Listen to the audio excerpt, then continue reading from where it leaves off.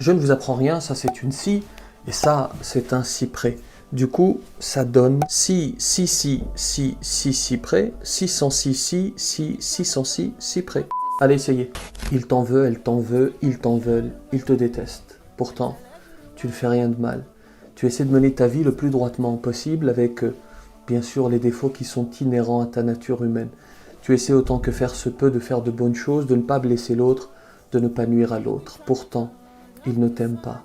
Cette personne qui te déteste, qui te hait, tu lui as même peut-être rendu service lorsqu'elle avait besoin.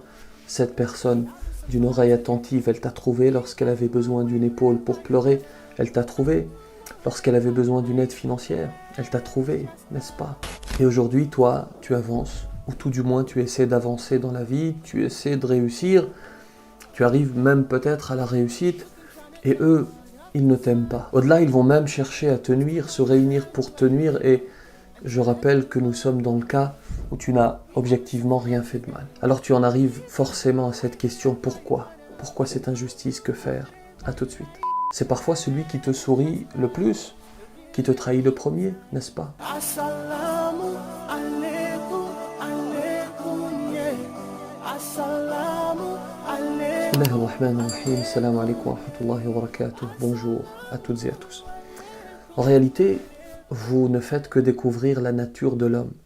Cette fois-ci, dans la pratique, parce que la jalousie a toujours existé, c'est évident, vous le saviez intellectuellement, mais vous ne l'aviez peut-être jamais vécu physiquement, dans votre chair. Et les apparences sont parfois, voire souvent, trompeuses. C'est parfois celui qui te sourit le plus, qui te trahit le premier, n'est-ce pas? Et de la même manière, l'ingratitude a toujours existé. Pourquoi? Eh bien, c'est un aspect de la nature que notre Créateur a voulu installer chez l'humain. Et fort heureusement, il est possible de prendre le dessus sur cet aspect. Parce que, dans le même temps, vous avez certainement autour de vous d'autres humains qui, cette fois-ci, rayonnent, qui ne tombent pas dans les mêmes travers, qui, eux, ne vous trahissent pas. Pour vous rassurer, il faut vous dire plusieurs choses. D'abord, si vous êtes musulman, vous êtes convaincu que celui qui décide des choses, il s'appelle Allah, subhanahu wa ta'ala. Il est maître de nos destins. Et personne, absolument personne, ne pourra, ne saura vous nuire sans l'aval du divin. J'en veux pour preuve, entre autres, cette fameuse tradition prophétique que vous connaissez certainement, Ya Ghulam, inni u'allimuka kalimat, ihfazillaha yahfazk. Ô jeune homme, je vais t'apprendre quelques préceptes. Garde Dieu, Dieu te gardera. Garde Dieu, tu le trouveras devant toi. Quand tu as une demande à adresser, adresse-la à Dieu. Quand tu cherches de l'aide, demande à Dieu. Sache-le, si la communauté se réunissait pour t'être utile, ses membres ne te seraient utiles que par une chose que Dieu aurait écrit en ta faveur. Et s'ils se réunissaient pour te causer dommage, ils ne te causeraient dommage que par quelque chose que Dieu aurait décidé, aurait écrit à ton encontre. Les plumes fussent-elles relevées et les feuillets asséchés. Et il suffit d'analyser l'histoire des prophètes, qui sont nos modèles pour s'en convaincre. Ses frères ont voulu le tuer, pourtant il n'est pas mort. Youssouf, paix sur lui, vendu comme esclave par la suite, il devient pourtant roi. Ibrahim alayhi salam est jeté dans le feu, pourtant il ne meurt pas. Tout est entre les mains de Dieu. Ne vous attristez pas de la méchanceté, de la jalousie, de l'ingratitude. La meilleure des réponses que vous puissiez apporter, ce n'est pas l'insulte, ce n'est pas la violence, ou ne serait-ce que le fait de tenter de les convaincre. La meilleure des réponses, c'est deux choses. D'abord, de vous concentrer sur ce que votre Créateur pense de vous. Lui, il faut lui donner de l'importance. Quant à un être fait d'argile exactement comme vous n'avez absolument rien à lui prouver. Si vous n'avez sincèrement et objectivement rien fait de mal, vous n'avez pas à vous justifier.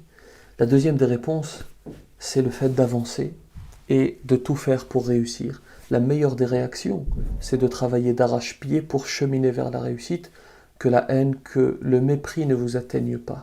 À propos du mépris, je connais un homme ici dans le Nord qui m'a raconté ceci.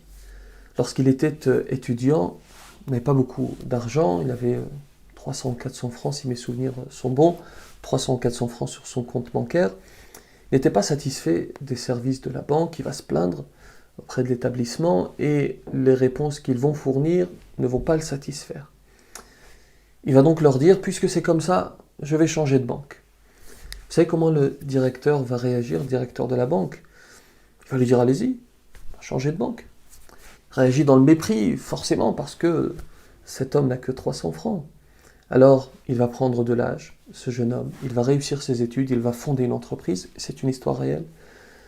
Il a un compte dans cette même banque, mais cette fois-ci, il a un compte avec une certaine somme, pour ne pas dire une sacrée somme. Il décide de changer de banque, et là, la donne a changé. Le directeur qui hier était dans le mépris, qui dans le passé était dans le mépris, va essayer de le contacter à tout prix pour le faire changer d'avis. Il n'arrive pas à le joindre, il va sortir, aller jusqu'à chez lui. Il n'y est pas, il ne le trouve pas. Et vous savez ce qu'il va faire? Il va passer toute la journée devant chez lui à attendre son retour pour le convaincre. Ce jeune homme a répondu au mépris, par le travail et par la persévérance. Si vous pensez que cette vidéo pourra être utile à l'un de vos proches, alors partagez-la. Je vous laisse. Mon fils a une dictée demain, il doit s'exercer. Que la paix soit sur vous. Amir! On y va pour la dictée, viens. Assalamu